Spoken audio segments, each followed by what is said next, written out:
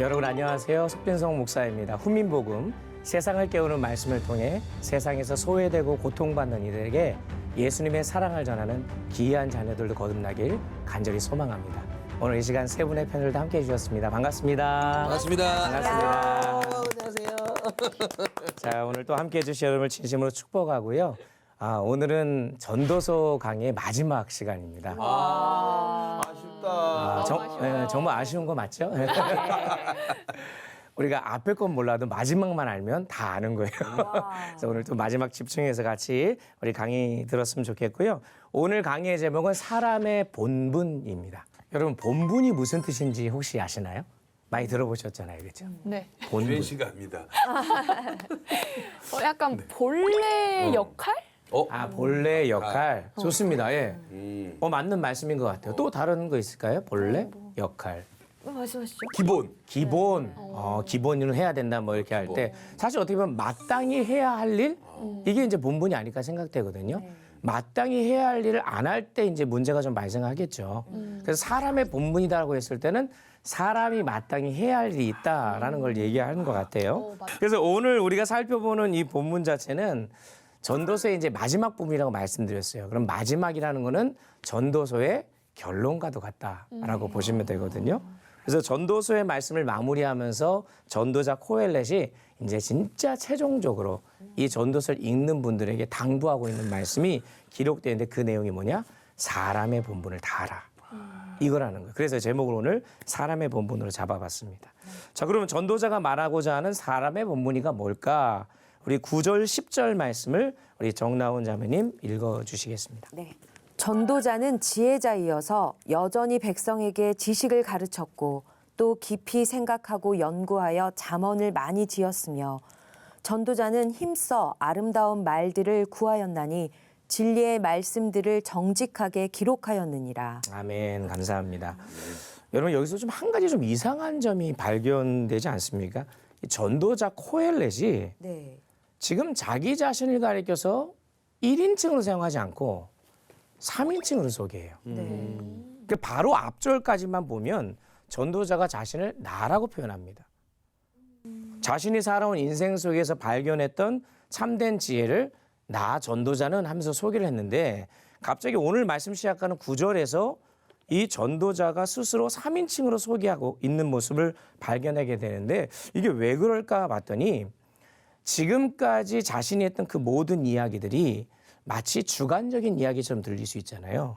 그래서 모든 인생에게 해당되는 아주 중요한 말씀이라는 것을 강조하기 위해서 의도적으로 지금 객관적으로 3인칭으로 지금 사용하고 있는 거예요. 그래서 전도자는 뭐라고 하냐면 자신을 지혜자라고 소개합니다. 얼핏 보면 자신을 굉장히 높이고 또 교만한 모습처럼 보이지만 여기서 말하는 지혜는 하나님이 주신 지혜를 가리키는 거예요. 그래서 자신이 어떠한 지식도 지혜도 아닌 하나님이 주신 백성의 그 지혜의 말씀을 백성들에게 가르쳤다라고 지금 이야기하고 있는 거죠. 그러니까 실제로 여러분 잘 알다시피 솔로몬이 왕위에 오르고 나서 1천문제를 드리지 않습니까? 1천문제를 드릴 때 하나님께서 네가 원하는 게 뭐냐라고 물었을 때 뭐라고 말합니까? 백성들을 잘 재판하고 돌볼 수 있는 그런 마음, 그걸 주십시오라고 했더니 하나님께서 기뻐하셔서 솔로몬에게 지혜를 주십니다. 그 지혜 말고도 그 외에 다른 것까지도 더하여 주시는 그런 은혜를 누리게 되잖아요. 그래서 열왕기사 3장 12절에 보니까 이런 말씀이 이렇게 되어 있어요. 내가 내 말대로 하여 내게 지혜롭고 총명한 마음을 주노니 내 앞에도 너와 같은 자가 없었거니와 내 뒤에도 너와 같은 자가 일어남이 없으리라.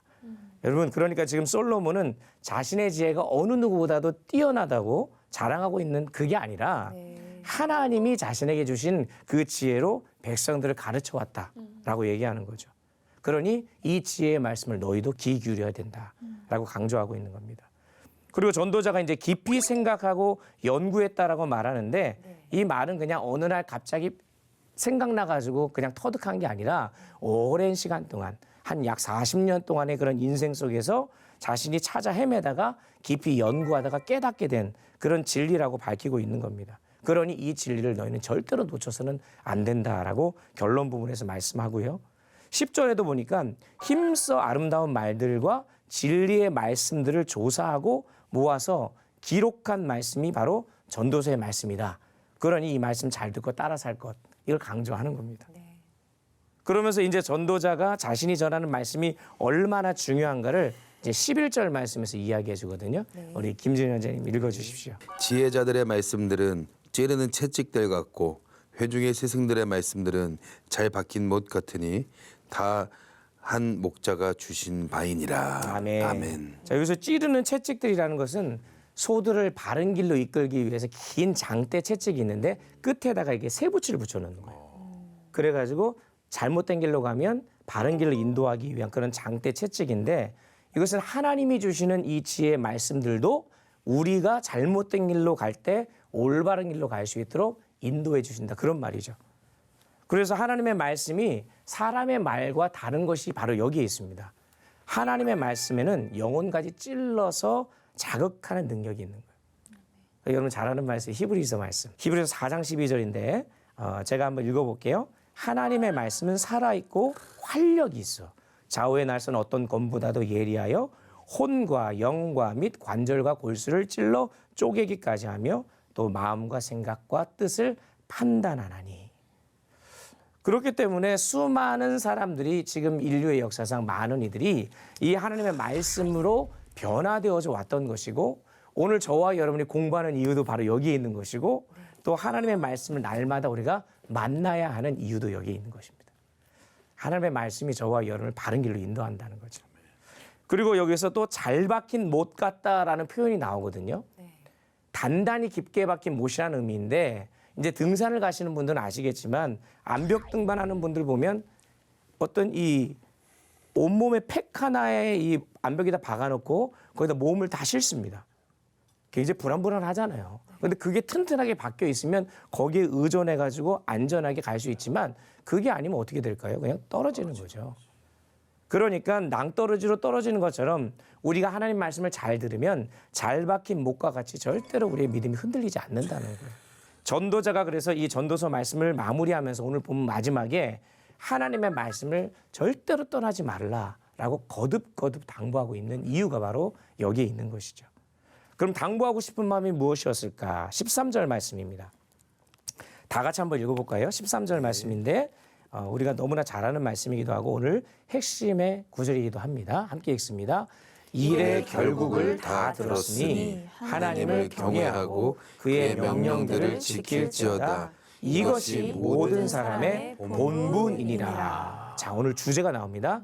모든 사람의 본분이니라. 자, 여기서 일의 결국을 다 들었다라는 말은 지난 12장의 이야기를 전도자가 막 해왔잖아요. 전도서의 말씀을 통해 해왔던 내용이 뭐였냐? 이 세상의 모든 것들이 헛되다는 거예요. 자, 내가 이렇게도 살아봤고 내가 이렇게도 경험해봤잖아. 그러니까 내가 다 헛되다고 너희들에게 얘기하지 않았니?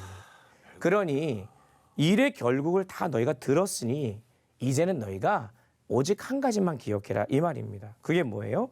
하나님을 경외하고 그의 명령을 지키는 것뿐이다. 그러니까 여호와 하나님을 믿게 하는 것, 이것이 바로 여호와 하나님을 경외하는 목적이고 또 하나님이 우리에게 사랑을 베풀어 주신 목적임을 알게 되는 겁니다. 여러분 바다를 가르고 애굽 군대를 한순간에 수장시키실 수 있는 이 상상할 수도 없는 하나님의 엄청난 능력이 벌레만도 못한 우리들에게도 베풀어졌잖아요. 그래서 우리를 구원하시기 위해 쏟아놓으신 그 놀라우신 하나님의 사랑, 이 모든 것을 경험한 뒤에 우리가 할 수 있는 것은 하나님을 경배하는 것밖에 없고 그것을 경험하고 나면 결국 내 삶은 변화될래야 안 될 수 없는 거예요. 그거가 얼마나 대단한지 몰라서 아니면 까먹어서 우리가 지난 시간에 살펴봤듯이 기억하지 못해서 그런 거죠. 이 모든 것을 우리가 기억하면서 우리 앞에 힘들고 어려운 일들, 삶에 어떤 유혹이 있다 할지라도 우리가 이 여호와 하나님만을 믿고 경외하며 살아가는 그런 삶을 살아야 될 거라고 생각합니다. 여러분 우리가 기억해야 될 게 있어요. 하나님을 두려워하면요. 다른 게 두려워하지 않습니다. 맞습니다. 그런데 세상을 두려워하면 하나님을 두려워하지 않아요. 정확하게 하면 하나님을 두려워하지 않으면 세상이 두려워요. 그러니까 내가 두려워하는 그 대상이 나에게 가장 우선순위가 있는 거예요. 그리고 내가 가장 소중하게 여기는 겁니다. 돈을 두려워하는 사람은 돈을 소중하게 여기는 사람이에요. 자식밖에 모르는 분들은요. 자식이 두려워요. 근데 우리가 하나님밖에 모르면 하나님을 두려워하게 되잖아요. 그럼 온 천지 만물을 창조하신 하나님을 두려워하면 다른 것들은 두려워하지 않는 거죠. 그러니까 일의 결국을 다 마치고 나서 전도자가 우리에게 얘기하는 게 하나님만 두려워하면 모든 게 만사 오케이다. 이렇게 우리한테 얘기하는 겁니다. 이렇게 하나님을 경외하는 사람이 되면 우리 안에 자연스럽게 생기게 되는 변화가 있는데 그 하나님의 명령에 순종하지 말래도 순종해요. 그러니까 무서워서 그런 게 아니고 남의 눈 의식해서 내가 믿는 사람이니까 이렇게 살아야지, 내가 목사니까, 이게 아니고 그저 하나님의 사랑이 고마우니까 감사해서 그 말씀에 순종하게 된다는 거예요. 그래서 예수님도요, 요한복음 14장 21절에서 하나님 사랑하는 방법을 친절하게 가르쳐 주세요. 나의 계명을 지키는 자라야 나를 사랑하는 자니 나를 사랑하는 자는 내 아버지께 사랑을 받을 것이요 나도 그를 사랑하여 그에게 나를 나타내리라. 하나님의 말씀에 순종하는 것이 곧 하나님을 사랑하는 거라는 거예요. 그 저와 여러분이 하나님의 말씀에 순종할 때 하나님이 그래서 기뻐하시는 거예요. 아, 얘가 나를 사랑하는구나. 하나님의 계명이 구체적으로 뭘까요? 여러분 잘 알다시피 하나님을 사랑하고, 이게 10계명 맞죠? 10계명인데 그걸 또 압축하면 뭐예요? 하나님을 사랑하고 내 이웃을 내 몸과 같이 사랑하라. 그러니까 성경을 압축하면 10계명, 10계명을 압축하면 두 가지로 나눠지죠. 1계명부터 4계명까지 하나님을 경외하고 5계명부터 마지막 계명까지 이웃을 사랑하라. 이 두 가지의 계명을 우리에게 떠올리게 하는 거죠. 그러면 우리가 마지막으로 오늘 우리가 하나님을 경외하고 그 말씀대로 살아야 하는 이유가 뭘까? 이 부분을 다시 한번 보면 13절을 말씀에 된 게 모든 사람의 본분이기 때문이다. 우리가 오늘 강의 첫 시간에 서두에 말씀드렸어요. 본분이라는 게 마땅히 해야 할 일. 사람에게 처음에 창조될 때에 우리에게 주어진 일이 있다는 거예요. 그러니까 하나님 우리를 만드셨을 때 목적이 있다는 거죠. 그 목적이 뭐예요? 우리로 하여금 하나님을 경외하고 영광 올려드리기 위해서. 그래서 하나님 인간을 만드셨을 때 본분과 목적이 있다는 것을 이제 기억해야 되는데 오늘 많은 이들이 이것을 이제 망각하죠. 그래서 지난 시간에도 살펴봤지만 자기가 삶의 주인인 양 착각하며 살아가게 되는 겁니다. 잘못했습니다. 그러니까 내가 피조물임을 인식해야 된다 이렇게 말씀을 드렸잖아요. 그래서 우리가 하나님을 두려워하지 않는 이유는 하나님을 창조주로 인식하지 않는 것이고 또 그리고 내가 마치 내 삶의 주인인 양 착각하기 때문에 그런 거예요. 그래서 결국 그렇게 되면 사사기의 대표적인 말씀처럼 자기의 소견에 오른 대로 행하는 거죠. 자기 마음과 내 뜻대로 살아가게 되는 거죠. 그러니까 인간은요, 자기의 위치가 무엇인지 알고 그 위치에 맞는 도리와 본분을 다할 때가 가장 아름다운 법입니다. 학생은 학생다울 때가 가장 아름다운 거고, 군인은 군인다울 때가 아름다운 거예요. 성도는 성도다울 때가 가장 아름다운 거죠. 그래서 우리가 하나님이 만드셨을 때 본래 만드신 이 목적을 기억하면서 우리의 본분을 다하는 것이 너무나 중요하다는 것을 우리가 좀 잊지 않았으면 좋겠는데 이 본분이라는 단어를 좀 한번 좀 더 생각해 볼 필요가 있어요. 본분이라는 이 단어, 히브리 단어 안에는 어떤 의미가 담겨져 있느냐? 모든 것이라는 의미가 담겨져 있어요. 모든 것. 전부란 뜻이 있습니다. 이게 무슨 말일까요? 사람의 모든 것, 전부란 뜻이죠, 본분이. 그러면 하나님을 경외하고 그 명령을 지키는 것이 바로 사람에게 있어서 인생의 전부라는 거예요. 모든 것이에요. 그거밖에 없다는 거예요. 알긴 알겠어. 알긴 알겠는데 참 어렵죠. 어려워요. 그런데 우리가 생각을 해보면 어려운 게 하나도 없는 게 하나님은 우리를 창조하셨을 때 나를 사랑의 대상으로 창조하셨어요. 사랑 다 해보셨잖아요. 해보셨죠? 네, 지금도 얼마나 사랑하면서 사는. 사랑의 관계, 하나님과 우리는 사랑의 관계로 맺어졌거든요. 그래서 우리를 인격적으로 하나님에 대하시고 우리에게 사랑의 관계를 맺으셨기 때문에 그 관계를 기억하면 충분히 우리가 이해할 수 있는 부분이죠. 그래서 우리가 하나님의 놀라운 능력과 사랑을 경험하면 하나님을 보고 싶어서 안달이 납니다. 경외하게 됩니다. 그리고 사랑하는 사람의 말대로 하고 싶어 하죠. 맞아. 근데 우리를 하나님을 나와의 사랑의 관계의 대상으로 내가 여기지 않으니까 그 마음이 없는 거예요. 그냥 단순히 하나님을 나의 삶에 필요할 때 나를 도와주는 존재 정도 여기는 이들이 얼마나 많은지 몰라요. 그래서 여러분 잘 아는 파스칼이라고 하는 변증 철학자가 있거든요. 그 파스칼 수학자이기도 한데 이분이 이런 고백을 했어요. 모든 사람들의 마음속에는 이 세상 그 무엇으로 채울 수 없는 큰 공허가 있다. 그 공허는 주님께서 찾아오시기 전까지는 어느 것으로도 채워지지 않는다. 인생의 창조주 되시는 하나님, 그 하나님을 우리가 경외하면서 그 명령을 지키며 살아갈 때 우리가 참다운 만족을 얻을 수 있다는 거예요. 그분이 전부니까. 그러면 두 번째로 우리가 하나님을 경외하고 순종해야 되는 이유가 뭘까라고 봤을 때 하나님이 모든 것을 심판하실 것이다라고 14절에 이야기해요.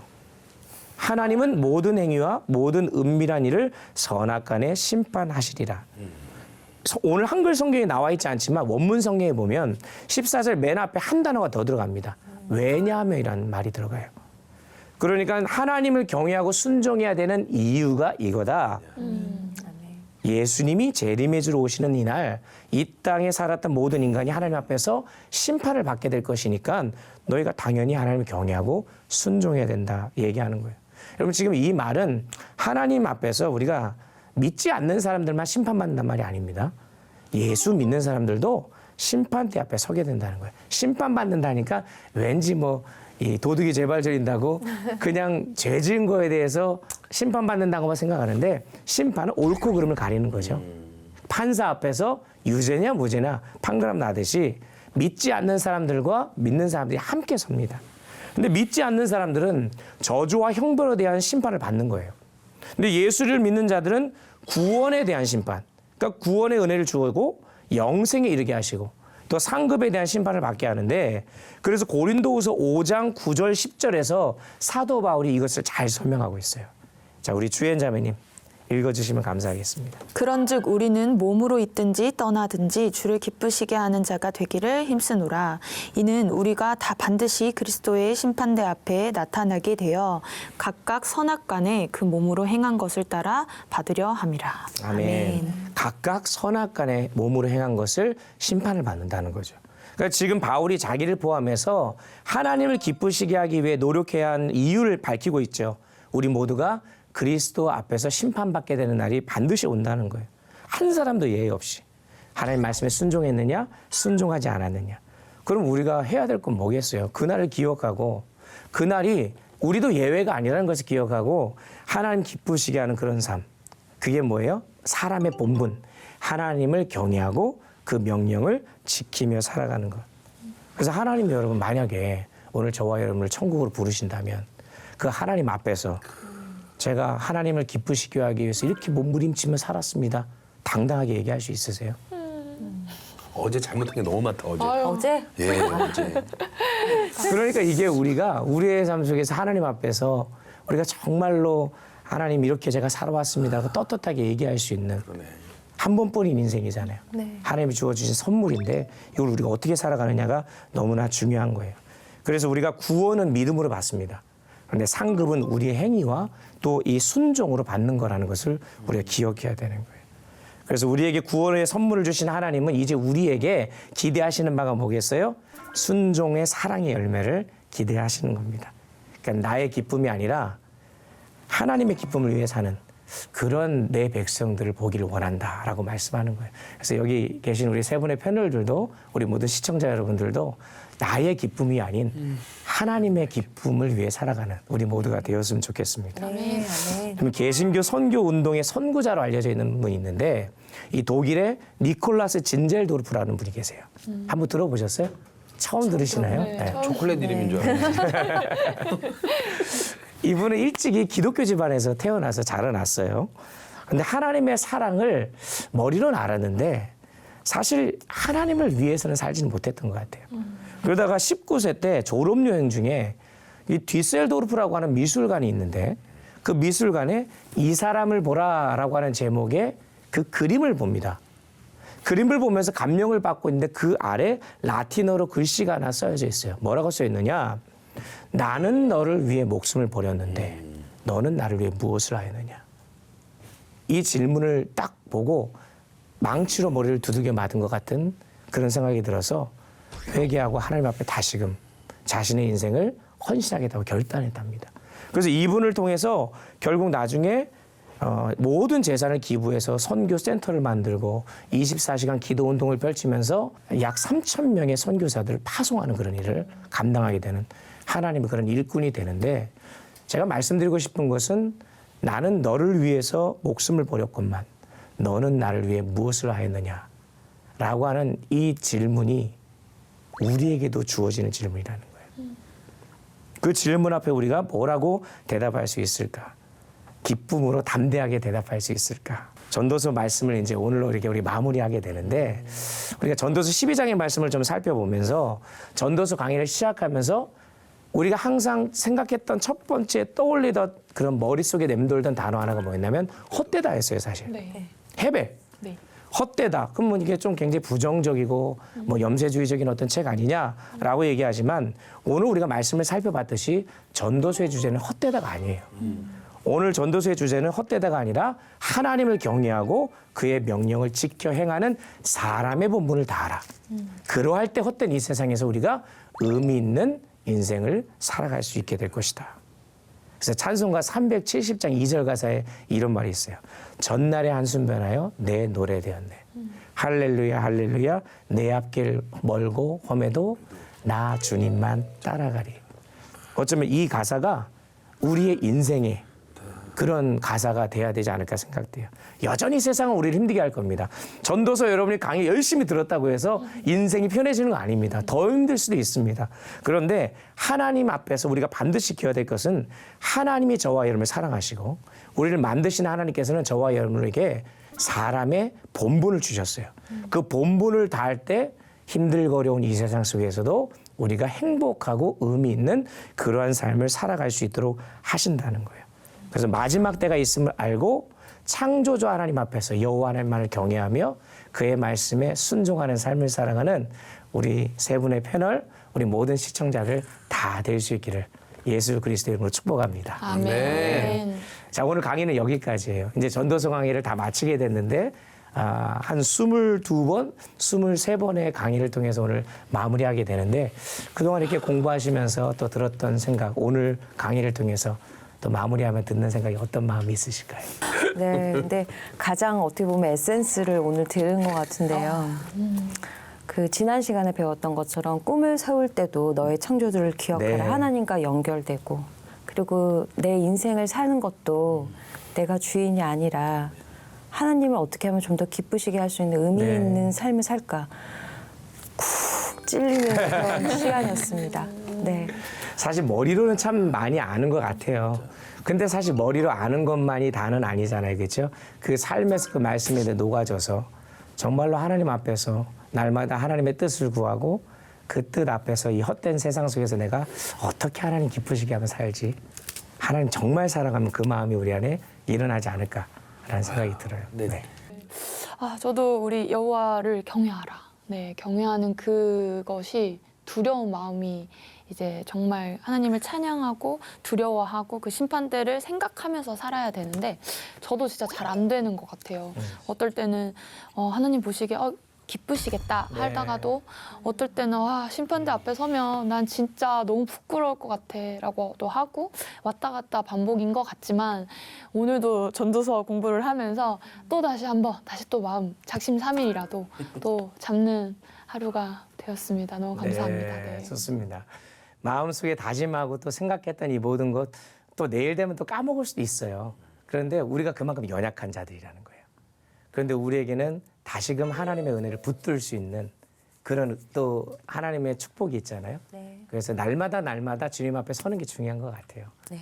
여러분, 우리 22번의 이 강의를 통해서 우리가 전도서 말씀 공부했는데, 정말 하나님이 전도자를 통해 우리가 전하고자 하는 이 말씀을 우리가 머리부터 가슴까지 새겨서 네. 우리의 삶 속에서 창조주 하나님만을 경외하고 그 말씀 앞에 순종하는 그런 지혜자의 삶이 다 되셨으면 좋겠습니다. 네, 수고하셨습니다. 승리하십시오. 감사합니다. 감사합니다. 승리합시다.